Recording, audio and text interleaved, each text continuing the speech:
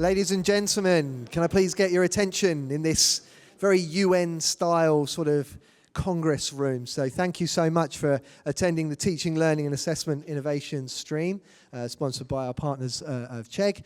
My name's Chris Platt. I am the head of content for THE Live, and I've just been saying to our panelists, I realise that no one is actually here to hear from me. So without further ado, I'm going to hand over to Ashley Shimogi to introduce our panelists and to get things kicked off. So Ashley, over to you.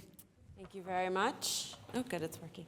Good morning, everyone, and welcome to our panel on personalized lifelong learning strategies to support students online, anywhere, at any time. My name is Ashley Shimogi. I'm the Director of Learning at Busuu, a Chegg service, and what we do is help design learning experiences for language learners that reach over 120 million learners across the world, including 160 different countries. And I'm delighted to have on our panel today two fantastic academics. Our first, Rose Luckin, professor of the Learner-Centered Design at UCL Knowledge Lab and a founder of Educate Ventures Research. And also Catherine Chambers, director of the Kiel Institute of Innovation and Teaching Excellence. We're extremely fortunate to have them with us today as we discuss the reality of being a student in the modern world and their needs, and how we can harness the power of AI to create a more personalized learning experience and journeys that really meet their needs in a more individualized way. So I thought we'd start this panel on the student perspective, because that's really what we're here about, is how to support the students in a lot of ways. We know that students are under more pressure than they probably have ever been before, and that's due to a lot of macro and microeconomic factors, as well as COVID. You know, we have students that don't meet the same demographic that we used to. We have parents, we have individuals coming from abroad, hybrid learning, all of these different ways that we're learning now. And on top of this, you know, they've had to negotiate lockdown restrictions, a return from lockdown, and now an impending housing crisis, cost of living crisis. So perhaps I can start with this. How does the modern student want to learn? Not that that's not a massive question or anything. And this includes the university and beyond. What do you think the role of online learning plays in this? Who would like to start? Go ahead. Okay. It's a challenging one, really. I think going back to what you said about students and student preferences and students wanting to learn in different ways, and that includes, you know, how they learn in terms of the pace, when they choose to learn, you know, and making sure that you can create accessible learning to support the needs of those students. And, you know, that word we've heard quite a lot about already, an inclusive learning environment. So it also comes back down to the pedagogy and the subject that you're teaching, and what pedagogy best suits that and how you're going to deliver it. Coming back to the students and preferences, though, we certainly, just to say that although I'm the director of Kiel Institute of Teaching and Learning Excellence, I also teach a module. Teaching is very important to me, to make sure that I have that direct hands-on connection with students. And certainly we did a review, you know, we kind of did learner research before teaching the module to understand their preferences, how they like to learn. This was before, in the early part of the design process, to help us design that module that best suit that cohort, you know. So you'll probably hear a lot about this as we go forward, but certainly user experience design, and that as a concept is increasingly going to be more and more important as we think about designing, you know, learning experiences for the diverse needs of students. And that's a really interesting point. We talk about individualized learning, and that's what we all aspire to do, is to have a methodology, a pedagogy that enables us to facilitate every individual learner's preferences. But the reality is, in a university setting or even a school setting, you know, we're potentially dealing with tens, hundreds, thousands of students. How do we accommodate that idea of individualized learning on that scale? I think it's a really interesting and important question. I think it's also interesting that Catherine and Simon Nelson, who's just spoken, come from a BBC background, a very different kind of background to traditional university lecturers and managers. And I think that brings a different perspective to the notion of personalisation that's very important. I think what Catherine said and what Simon said has really addressed the question very nicely. But I'd like to switch perspective just for a minute to think about how the learner themselves can ensure that their experience meets them where they are. Because that's really key, isn't it? We can do lots of different things to try and provide an individualised learner experience. You said you research the students, try and understand what they need, break things down, create great user experiences. But we can also help students to help themselves. And I think this is where the AI piece can potentially be powerful and where data can potentially be powerful. So we can use our data and our AI to help students see the learning they are experiencing, to see how they are learning and what they are learning as they are learning, to help them see where they need support, where they might go for that little bit of expert help just when they need it, just in time. So I think a different perspective on the personalisation question is thinking about it from empowering the student themselves, giving them agency so that they can join in the process of that personalisation. And I think the way we can do that, give learners agency, is through the power of data and visualizations to map on to the kind of thing that you're doing, Catherine. And then it becomes a joint effort. I mean, for me, I think I've always been driven by how can we support intrinsic motivation in students? How can we, it all comes down to that holy grail of student engagement, doesn't it? How do we achieve student engagement? And certainly this kind of challenge between, getting the balance with asynchronous and synchronous learning right in terms of the learning design and certainly the steps we took in designing the podcast module, which I run. It is creating supporting resources to help students learn self-directed learning. So creating weekly checklists, creating playlists so students can choose which podcast when they want to learn. Creating end-of-week formative quizzes. The small, simple things like that we know worked effectively. We designed it as a hybrid module, so really thinking about the subject matter and thinking about really, that on-campus experience, making sure that mattered. So we took very much a practice, as you'd expect, a practice-focused pedagogy for this module. And the online sessions were very much more sort of geared towards, I'll give you an example. So a synchronous session that we ran with industry experts that we brought in from all across the world to feedback on podcast, formative podcast ideas. And this made me think this morning while I was listening to Simon, because as you say, I worked in Simon's team in the early 2000s in radio. And in broadcast, we used to talk about this thing called an appointment to view, where everybody would kind of want to tune in. You can, now you can download or you can view. And it makes me think a bit about Happy Valley, which if you haven't seen it, go and see it. It's an amazing drama.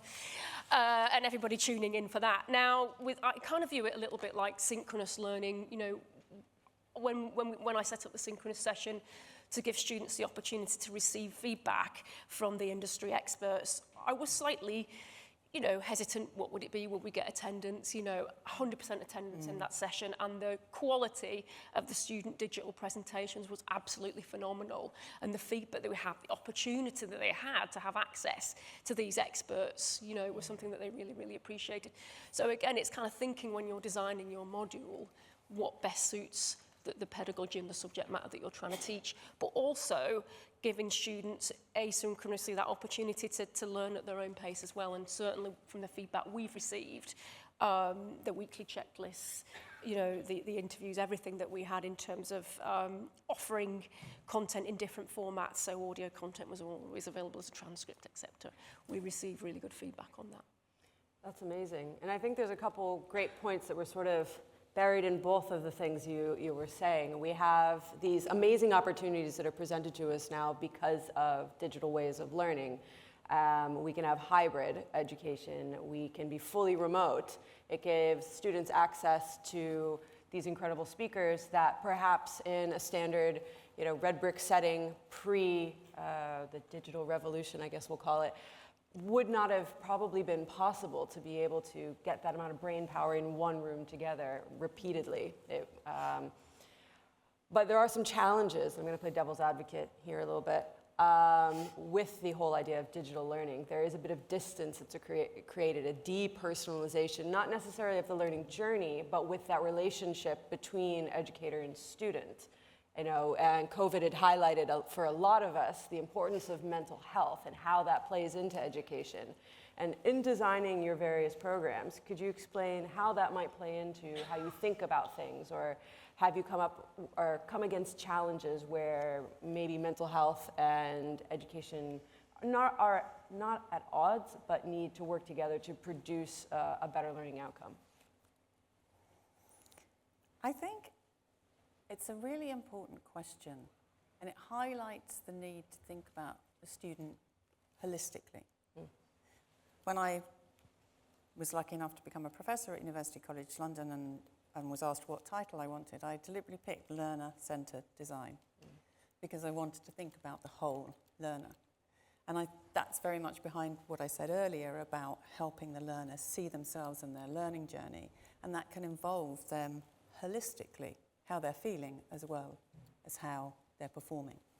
But I think the other way in which we can address this, that's complementary to what Catherine's been saying, is through making sure that as institutions, as organisations, we are on top of our data. We did a piece of work for Arizona State University a year or so ago, challenged by the provost there, who wanted to know, are students at this university learning how to learn as well as learning their degree subject? We worked with a couple of faculties, and with data that they'd already collected, we weren't allowed to collect any new data. We used some slightly unusual techniques, nothing rocket science, just but techniques that wouldn't normally have been used on such data. And we're able to unpack a student journey and point to places where there was the most evidence for learning to learn happening, where there were actionable outcomes from the data, where you could see points in the student journey where you could intervene to support the student, to help them to learn more effectively. Interestingly, what we also unpacked were different types of student behaviours, the way they were connected to health, and we could, if we'd been able to collect new data, look also at how they were connected to well-being. But one of the interesting findings for this conversation was that we compared face-to-face, online and hybrid. And there was statistically significant difference between hybrid and face-to-face and online. So face-to-face and online were more or less the same in terms of evidence that students were learning to learn. Hybrid was significantly higher, which I think is really interested in picking up on what you've been saying and also what Simon was saying about blended approaches. And I think if we layer on top of that ability to look at something like learning to learn, looking at well-being and other factors, you can start to see how with the right infrastructure and with the right approach to data, you can complement the work that people like Catherine are doing so that you can constantly be feeding back how are students doing holistically for them, for the tutor, and therefore get those really important feedback loops working. Feedback's really, really Yeah. opportunity. I mean, feedback, coming back to that point Timely about feedback. intrinsic motivation for students, Yeah. absolutely. Feedback is so important, and formative feedback. I mean, we talk about feedback and assessment and the issue about over-assessing, you know, and it comes back to that process that you were talking about, Rose, about the actual learning process. You know, yes, we have assessment at the end of it, but it's the process of learning and what you're learning when you get to that end point. And feedback and opportunities for feedback is so important. How can you do that from, you know, be it through your peers and also supporting, sort of through peer review, you know, supporting students to give constructive feedback is really, really important, given the skills to do that. ChatGPT possibly could play a role there. You know, so all the way through. And again, the industry panel was one part of that. Before we did the industry panel, we invited our students to, so we ran through the presentations first, and then students fed back on that prior to the industry panel. And it was all via Padlets and using digital tools and technology. So feedback is, you know, for me is critical to this, really. But we do have to build into that the kind of official structures that recognise the value of that. And I think that speaks to the piece about assessment very strongly. You know, formative assessment is really important for learning. We know it supports learning. And as we need to look at how we revise our assessment processes, I've been trying to foster these conversations for over a decade, you know, about how constant in the background assessment enabled by AI could be less stressful for students, more effective, et cetera, et cetera, et cetera. Really hard to get anybody to listen. ChatGPT comes along and everybody is interested. So I'm kind of grateful in some ways and concerned in others. But I think we need to think about assessment because it's always the thing that drives what happens. It doesn't matter where you are in the education system. That is always the driver. And so I think that's a key place. And thinking about the student holistically in that assessment process. We talk about well-being. What about well-being at the point of assessment? You know, a lot of our assessment systems, I don't think, are designed with the well-being of the student in mind. Yeah, I mean, a credible amount of students have horrible test-taking anxiety. And, you know, some are better at writing essays, some are better at solving these kind of critical thinking problems, and it isn't necessarily representative of their skills. And that's something that, traditional assessment hasn't taken into account in a lot of ways. But good data, good analytics, good formative feedback. We don't need to put students through that. No. I always say that if I formed a rock band, you know, my early days were as a music journalist for Kerrang, if anybody remembers I do. that. And I always think if I formed a rock band, I'd call it cognitive overload. And it would be heavy metal, obviously. Because we do tend to just throw all this content at our students, you know, and there tends to be, if you know, I'm a huge fan of learning design models and certainly using ABC as one example. You know, if we were to review our modules and look at the amount of acquisition versus collaboration versus practice and production, you know, the learning through experience, which is more of the practice and production elements of the ABC, there still is quite a significant lean towards acquisition-based learning and lectures, and I'm not a big, you know, lecture fan. Even in my own module, I didn't do lectures. I created interviews with academics, not academics, with industry experts. You know, so rather than just create sort of self-contained lectures. So it's again thinking creatively, and how can students help us in that process as well? You know, there's a whole thing around co-design here and co-designing their own learning as part of this personalization process. 100%. I mean, we're designing these things for the learners, so the learners should actually be involved in this process. We're doing it for their benefit. So like you've both mentioned before, feedback is incredibly critical, not just feedback on this course was great or this course was terrible, but actually on the course structure, what worked for them, what didn't work for them. This feedback loop, in all respects, is critical to us designing courses that benefit the students, really. To go slightly, not tangential, but to bring back to what we were hinting at earlier, data and AI. And we mentioned ChatGPT really quickly. I mean, I don't think there's anyone in this room that probably hasn't heard of it, and it's probably going to come up in every talk today, inside and outside of these walls. So let's just dive into it. What role do you see AI playing? Can it make learning easier for students without it making it too easy? AI has a tremendously important role to play in education. There is no question about that. I think the challenge for everybody at the moment is to work out what are the right decisions to make now. Because, to be perfectly honest, we are dogged by ignorance. From our policymakers in government to leaders in university schools, colleges, wherever, there is huge ignorance about what AI is. I'm not insulting anybody by saying that, it's just the honest truth. Why would they understand AI? Nobody's been telling them they need to understand AI. And suddenly they're faced with this thing that actually now you do need to understand AI. And it's almost like, why didn't somebody tell me I needed to understand AI? Because I really do now.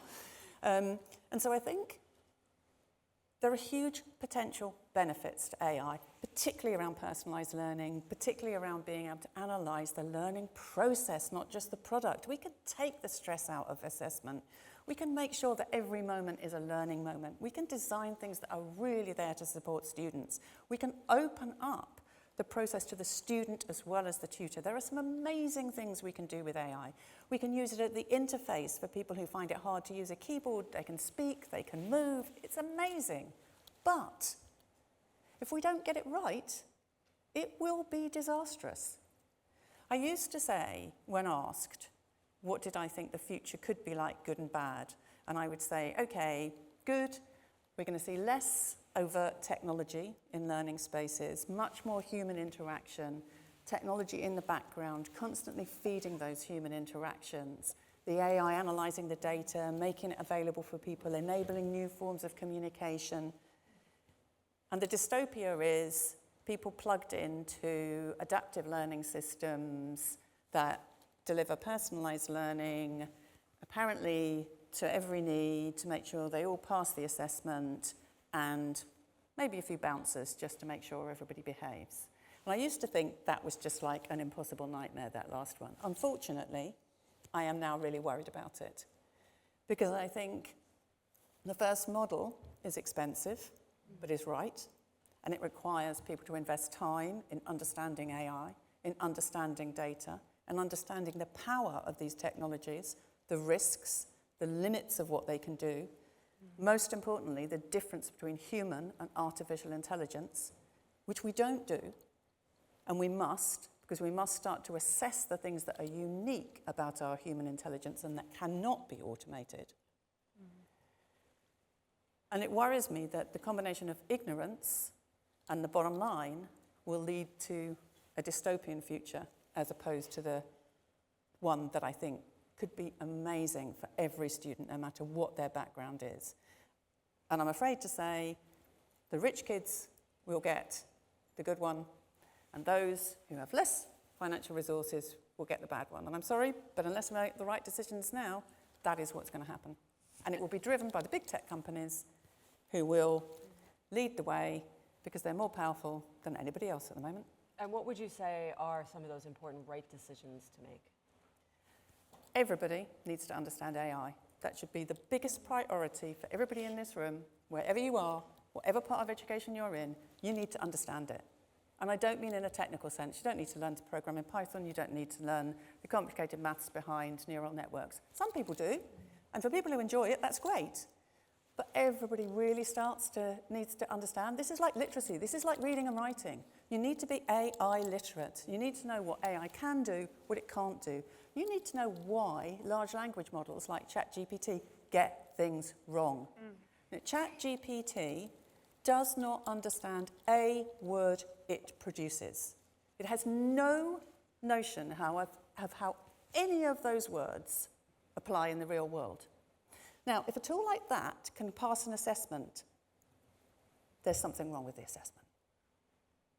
And we really need to get to grips with this. We need to get to grips with what it is that's uniquely different about our human intelligence. So becoming AI literate and becoming understanding about the richness and the diversity and the amazing nature of our own human intelligence, all those bits we don't measure and therefore we don't treasure, but that are fundamentally important. That's the priority. Because unless we get that right, we won't know how to make the right decisions. And we will be bamboozled by big tech companies who will come along and tell us, don't worry, we've got the solution. We can meet all your students where you are. Oh, you find that hard. You don't need to do it anymore. We can do that for you. And that is an issue, if we've got time, I'd love to come back to, offloading. But I'm going to shut up now because I've said too much. Yeah, no, I absolutely agree. No, I agree what you're saying. I do, and I think we should be mindful of the limitations, and we need to provide guidance for staff and students, and help with that. But I suppose when I came across ChatGPT and started using it, I got super excited. This is because my brain is wired towards creativity, creative ideas. It's kind of like you think, I've got writer's block. Or like with my own students, where do they start with their podcast ideas? And we have those ideation sessions. Something like ChatGPT, being mindful of the issues around it, could kickstart ideas. You could do it in group work sessions. You could do it independently. It was just, we even put some of our students' ideas from the previous semester through ChatGPT and asked for feedback. It said almost at that level what I would have said to them about audiences, about formats, just some basic feedback, which could have got them off the starting ground, got them thinking earlier, got them ahead, earlier in the module. It was a really good, just getting basic feedback. It wouldn't necessarily have given them a really distinctive idea, but at least it got things going. So we're looking at trying to possibly trial that out in the next run of the module. So I got quite excited just in terms of that basic level feedback. Also, the question here is about inquiry-based learning skills. Yeah. How can we use ChatGPT to enhance? There's been a lot of talk around critical thinking, inquiry-based learning skills. Well, can't we use something like this sort of tool to develop and enhance those skills? I think we can. But Used judiciously, yes. it's great, but that's the thing. It's used judiciously, and in order to use it judiciously, you need to understand. You do. So there is a job for us Yeah. there in, support, in you know, educating our educators and help and getting our students involved in that. I think our students involved in this process are really key. 100%. It's a new tool. It's a new tool for almost everyone. And with any new tool, we need to learn how to use it. Well, let's embrace creativity and what it could do for. Yeah, like you've said, it's an amazing starting point. It's a great jumping off point. The danger is when one relies on it for critical thinking. And that's where you need to be aware of the limitations. Yes, I mean, ChatGPT will feed you incorrect answers, and unless you're willing to ask that question again or do your due diligence behind it to find if that's the right answer, you know, there's a risk that people are going to be learning the wrong thing.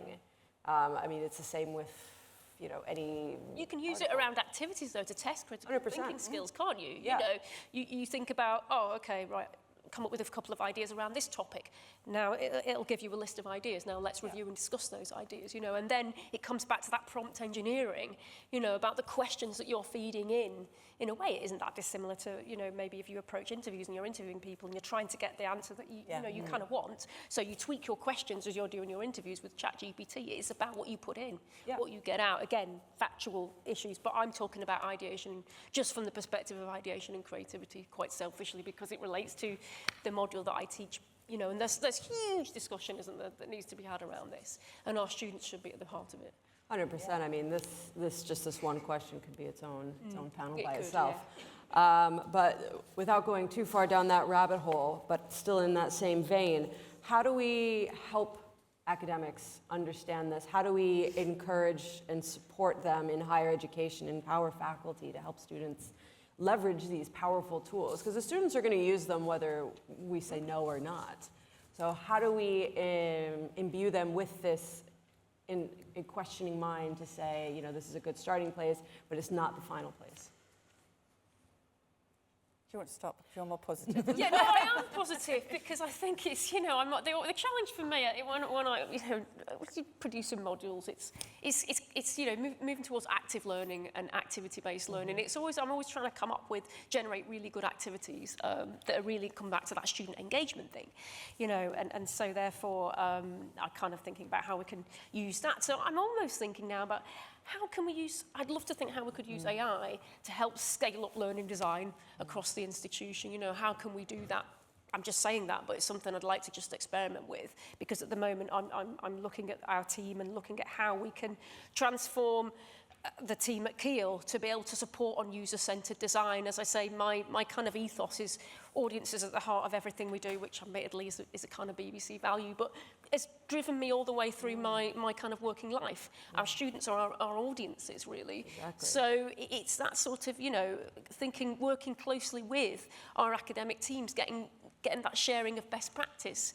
But we also need to change our professional services to enable that support, which is currently what I'm in the midst of doing, and thinking about how we can bring in knowledge and understanding those concepts around user-centered design thinking, which has already been discussed, you know, here, and putting the audience, putting our student at the heart of everything and getting them involved in that design process. So working with our staff on that, on module, you know, design, learning design, curriculum design, all of that. I'm currently in the middle of a kind of process to do that. Sounds like a light weekend. Yeah. Yeah. Yeah. And practically, to complement that, I would say, biggest thing is mind shift. We need people to make that shift. Okay, yeah, I do need to engage with AI. I cannot bury my head anymore. I have to engage with this wherever they are in the organisation. I think that's the first thing. Second thing, I think, is every institution has to have their own way of doing it. But I would suggest that, you know, setting up cross-faculty groups to look at bringing together a community of practice around trying things out, exploring things, seeing what works, sharing it. These are the ways that are really important, accepting that assessment's got to change, but doing it together.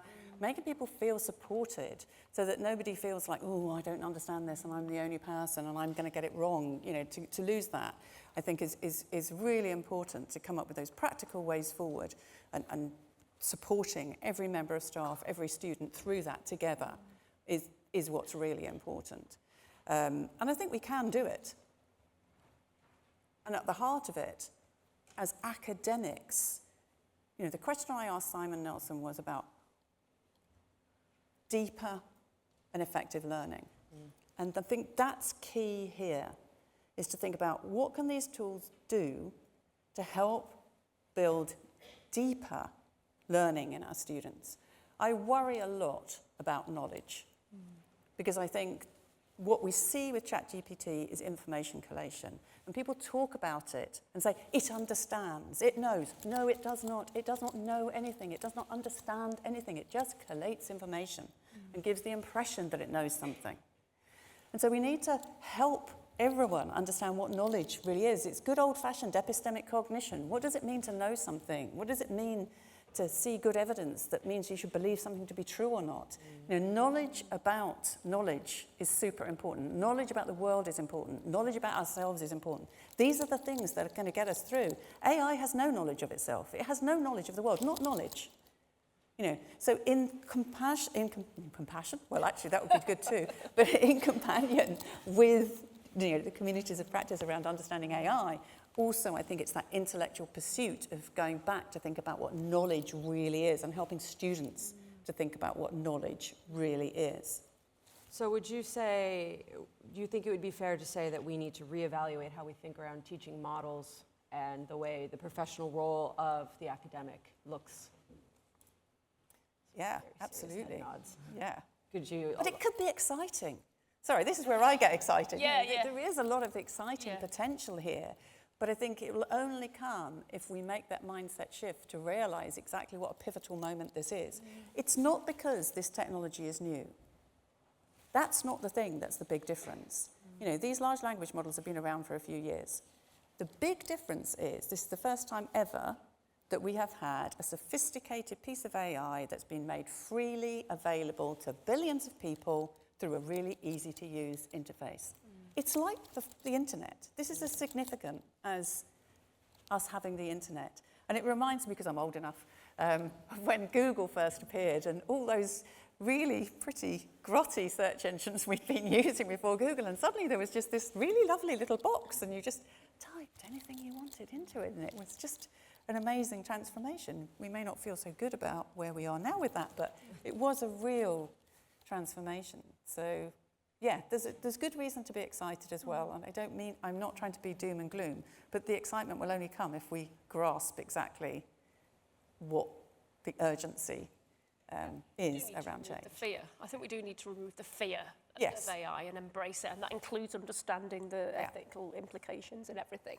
But coming back to that kind of transformation in terms of thinking around academic staff and professional staff, that relationship, I like to think of it as more like design teams. And I again go back to my early days of working in production, you know, as a producer and working with the presenter. The presenter is the face of radio, but actually the programme wouldn't go on air without the production team. That's what was the kind of brains behind it all. The professional services, you know, your learning design team, technologist innovation team are all key to learning design and learning experience design, and making sure it is the best student experience, as are obviously the students key to that. You know, making sure that that is the best, you can offer the best student learning journey and experience. Exactly that. I mean, we're at the crux of a technological milestone with the advent of ChatGPT being available the way it is. And it's our duty as academics and learning professionals to make sure that everybody is educated on how to use it, because the fear you mentioned, fear comes from a lack of knowledge. So as soon as we educate ourselves and help educate those around us, that tool we can use very powerfully as a force of good rather than you know, a dystopian future, hopefully. Yeah.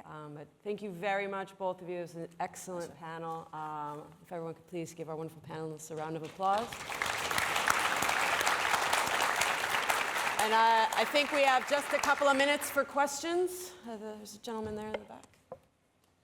Hi, I'm Ali Nakfi. I'm leading the online MBA at York University, and I used to hang around here as well, so I've got an affinity with Leeds as well.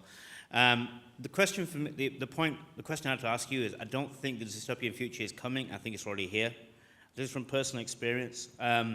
I have students who are live translating me while I'm giving lectures. They're also live translating me and my presentations while they're doing seminars face-to-face in groups. And this is happening while I'm doing things. I'm having camera phones pointed at me. And I program lead the Masters of Management as well. So I'm leading two of the modules.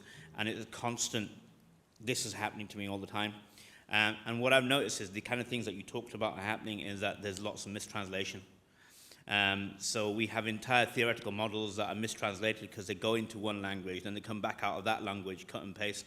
So what these students are doing is they're using the translators to translate what we're doing, cutting and pasting them into WhatsApp or Weibo, whatever they're using, or WeChat, whatever they're using. And then they're retranslating that, putting it on the internet, going through Google, getting a scholar's search, coming back, putting it back in WeChat, and then putting it on a presentation while they do seminars, while they're doing it live, while they're actually working through the seminar in the 2-hour session that they have, which leads to interesting outcomes, but leads to some really hilarious mistranslations,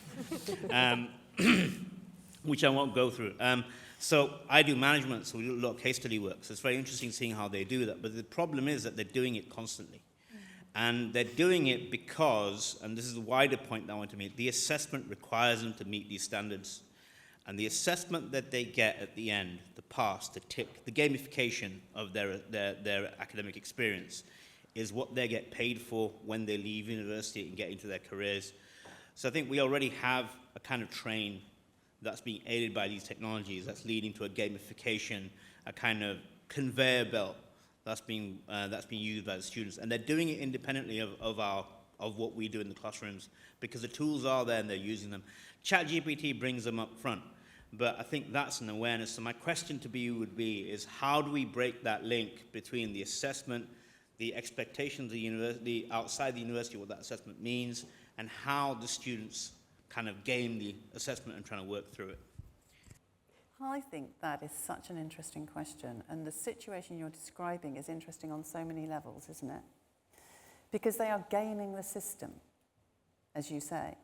And it's interesting because it's driven by the assessment, as you say, so that's evidence that we need to change that assessment. It's driven by the availability of the technologies, but they don't quite understand how those technologies work, so that's problematic. So there's an argument there for thinking about how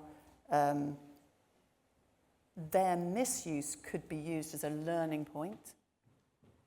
I think there's a really interesting point at the back end of all of this if you start realizing that what they are doing will also become part of what these large language models take in as the information that they then present back to us.